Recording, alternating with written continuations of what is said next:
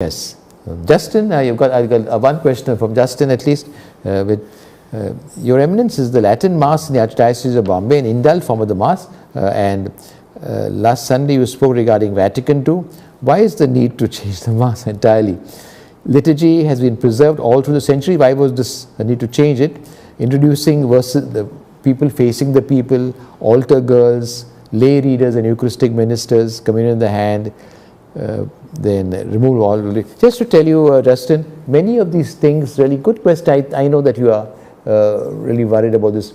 It will not change. In the Vatican Council, there was a great discussion about the liturgy. And now this, because there was a lot of a liturgical discussion already before by experts like Romano Guardini, certain places in Europe, there was the Benedictine monasteries where they were singing the liturgy and model of liturgy. They began really thinking of how we could improve people to join. The principal factor was try to get full active participation of the people, community in the liturgy. How to get full active participation, not just passively you're watching, like as if you're watching something happening there. No, you are part of it. You are part with the priest praying to God. And that's why there was this, all the changes, in many of the changes, Justin, to tell you, the second Eucharistic canon, which I say practically every day, most priests say every day, is from the 2nd century, 3rd century, right from that time. So it's really very, very, very old. And then they had some, many of these things, I try to point out, much has got scriptural questions. About the changes, like altar girls, boys, no, okay, there's no, canon law was changed that they also can help out. Then communion in the hand, it was really, I agree with you, and you also mentioned, Justin, I appreciate, you mentioned in other letters come, it says, I've observed certain people receiving communion in the hand, putting it in the pocket or purse. Please, this is a possibility, we are worried about it, and I know in Europe it happens, there is, people sometimes take Holy Communion for satanic masses or black masses, and I know for certain that there was, sometimes they were even selling this Eucharist. It's really sacrilegious, but it's very dangerous. Inform your parish priest. If you see a thing like this, Justin, please inform the parish priest. I request you. Anybody else seeing things hard, because they should not.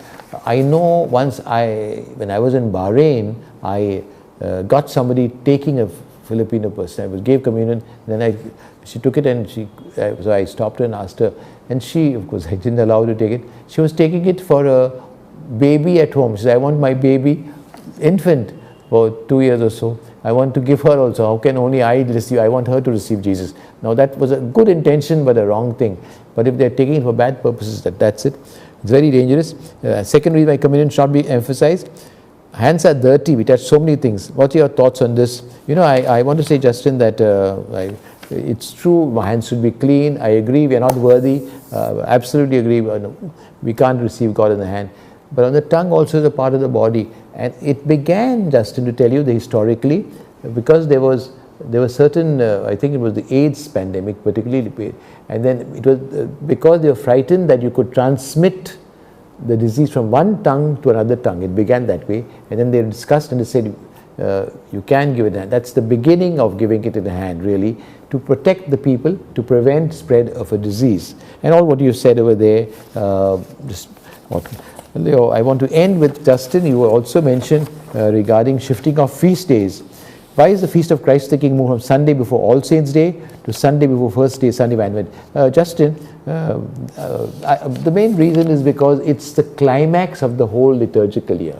That Sunday ends, it's the last Sunday, and we end everything by praising Christ the King. That's really the liturgical sense.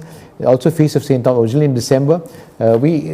These feasts dates are decided by liturgical committees. Very often it's because we find that the date, for example, here in St. Thomas, we would celebrate on 21st of December, or Latins in particular. St. Thomas is really very much, he began the Syro-Malabar Church, really was, and they call themselves St. Thomas Christians, because and then to have a uniform date for the whole country. They were celebrating in July, and it was strange that we were celebrating in December. We wanted to have uniformity, so we changed the date. I'm sorry, we have run out of time, but we'll meet each other. Lot of questions.